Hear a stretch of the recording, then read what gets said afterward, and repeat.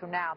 In the meantime, there are new FBI documents that reveal one of Bill Clinton's Secret Service agents helped to maintain Hillary Clinton's email server. So that's an interesting relationship. According to the redacted transcript of the agent's testimony, he was contacted by Justin Cooper, a name you probably remember from this story, a longtime senior advisor of Bill Clinton, who helped to set up that server at the Clintons' home in Chappaqua, and who was asking for his assistance with email security.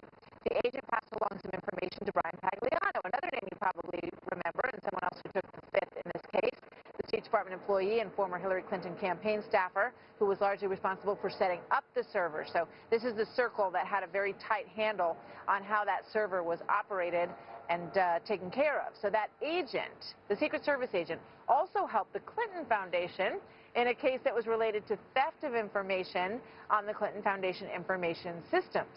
So what does all this mean? Dan Bongino, former Secret Service agent for President Obama and host of the Renegade Republican, joins us now. Dan, welcome. Good to have you with us today. So there was a lot there in that introduction. Boil it down for us. Tell us what you think it means and why it's a potential problem. Well, Martha, I think one of the reasons you're seeing all these whistleblowers come forward, whether it's the Diplomatic Security Service that worked for Mrs. Clinton, the Secret Service, or the FBI in relation to her email case, is a lot of these people on the inside that still talk to me and are sources for me have told me that they really see this woman as a very unique threat to our republic. They do.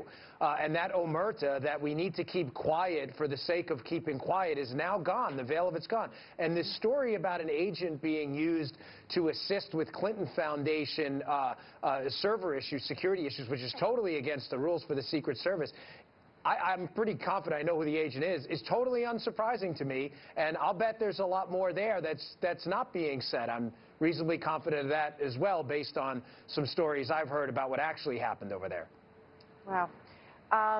This is from the FBI documents that have now been uncovered, and it's a complaint from those who were protecting her that says this: Clinton refused to do so, instead choosing to be accompanied in a limousine by her chief of staff, Huma Abedin.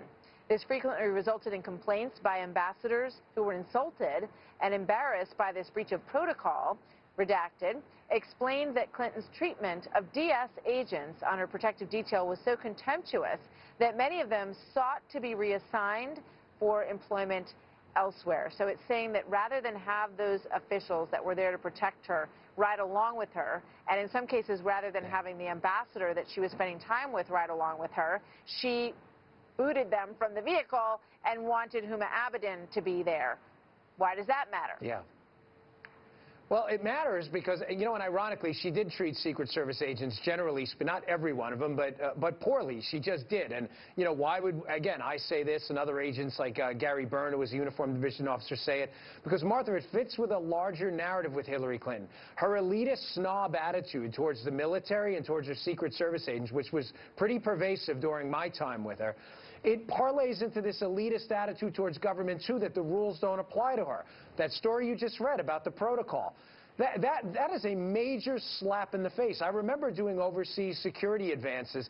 They have a protocol chief in the State Department who strictly handles things like this. This is a major embarrassment on a foreign trip for her not to do this and to be seen separated in the motorcade from the leader of the country she's been invited to.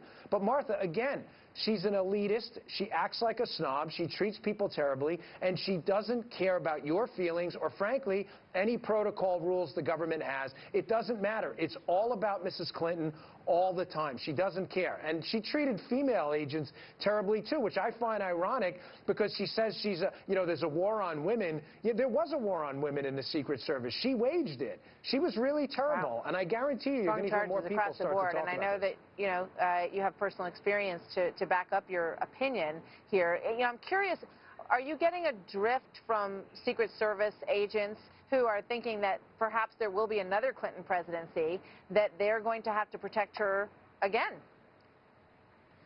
Martha, there are agents and uniformed division officers that are deathly afraid of this woman. I mean, again, I can't explain it. It's odd that the left uses the term a unique threat to democracy to define Trump.